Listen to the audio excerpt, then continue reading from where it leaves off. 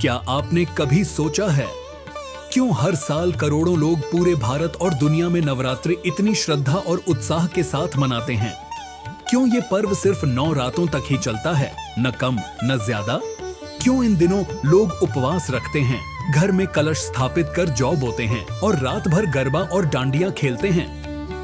दोस्तों, नवरात्रि कोई साधारण त्योहार नहीं, ये एक ऐसा पर्व है जिसमें आध्यात्मिक साधना, विज्ञान, प्रकृति और लोक संस्कृति सब एक साथ गुथे हुए हैं।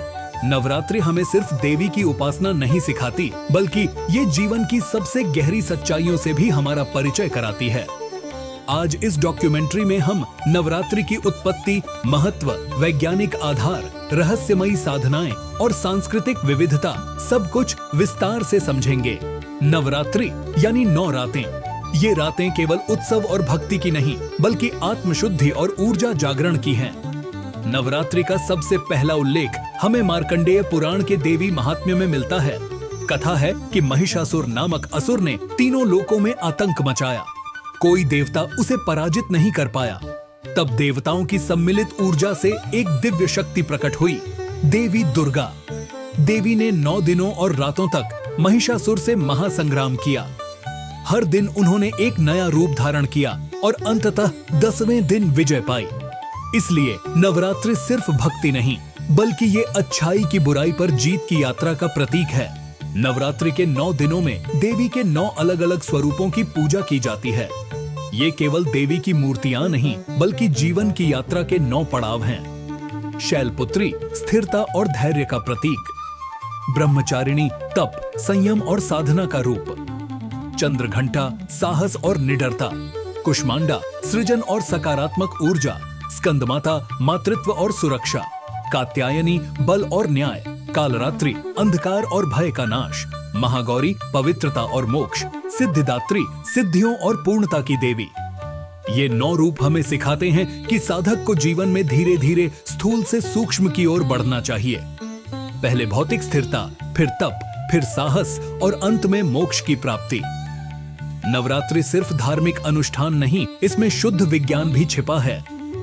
ये पर्व आता है ऋतु परिवर्तन के समय, चैत्र गर्मी की शुरुआत और शारदीय सर्दी की शुरुआत। इस समय शरीर की रोग प्रतिरोधक क्षमता कमजोर हो जाती है। आयुर्वेद मानता है कि ऐसे समय में उपवास करने से शरीर डिटॉक्स होता है और नई ऊर्जा मिलती है। व्रत में लोग अनाज और भारी भोजन छोड़कर फल, दूध और हल्का सात्विक आहार लेते हैं। इससे मेटाबॉलिज्म रिसेट होता है और मन एकाग्र होता है।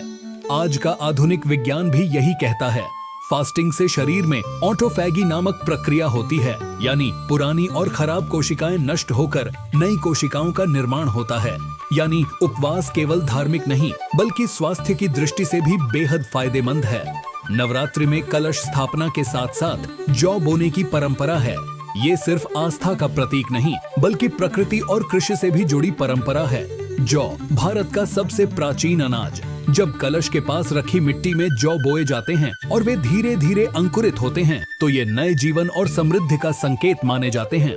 घर के बड़े बुजुर्ग इन अंकुरों की हरियाली देखकर अनुमान लगाते हैं कि आने वाला समय कैसा रहेगा। नवरात्रि पूरे भारत में अलग अलग रंगों में मनाई जाती है। गुजरात, यहाँ की रातें गरबा और डांडिया के नाम होती हैं। रंग बिरंगे कपड़े, लाइट्स और संगीत के बीच लोग गोलाकार नृत्य करते हैं। ये नृत्य सिर्फ उत्सव नहीं, बल्कि देवी और ब्रह्मांड की ऊर्जा का प्रतीक है। बंगाल, दुर्गा पूजा के समय पूरे शहर पंडालों से सज जाते हैं। भव्य मूर्तियां, ढाक की आवाज और सांस्कृतिक कार्यक्रम इसे कला और भक्ति का संगम बना देते हैं। दक्षिण भारत, यहाँ गोलू की परंपरा है।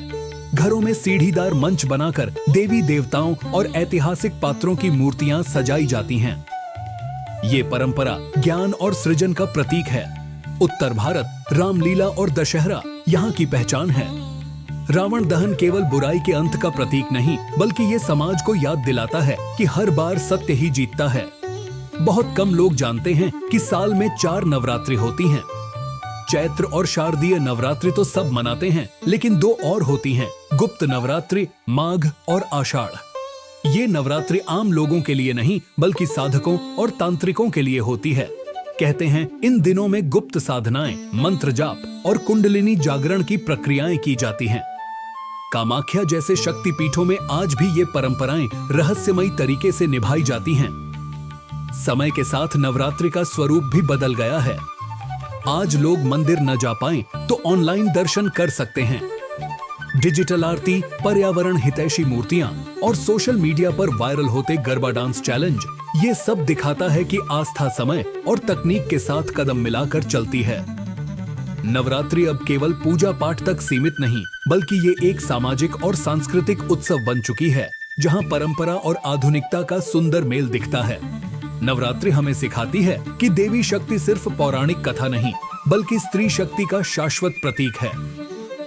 ये 9 रातें हमें याद दिलाती हैं कि अंधकार चाहे भीतर का हो या बाहर का, उसे मिटाकर प्रकाश की ओर बढ़ना ही जीवन का उद्देश्य है। दशहरे का रावण दहन हमें ये संदेश देता है कि असत्य चाहे कितना भी शक्तिशाली क्यों न लगे, अंततः सत्य की ही विजय होती है। यही है नवरात्रि का असली संदेश, भक्ति, विज्ञान, साधना और संस्कृति का अद्भुत संगम।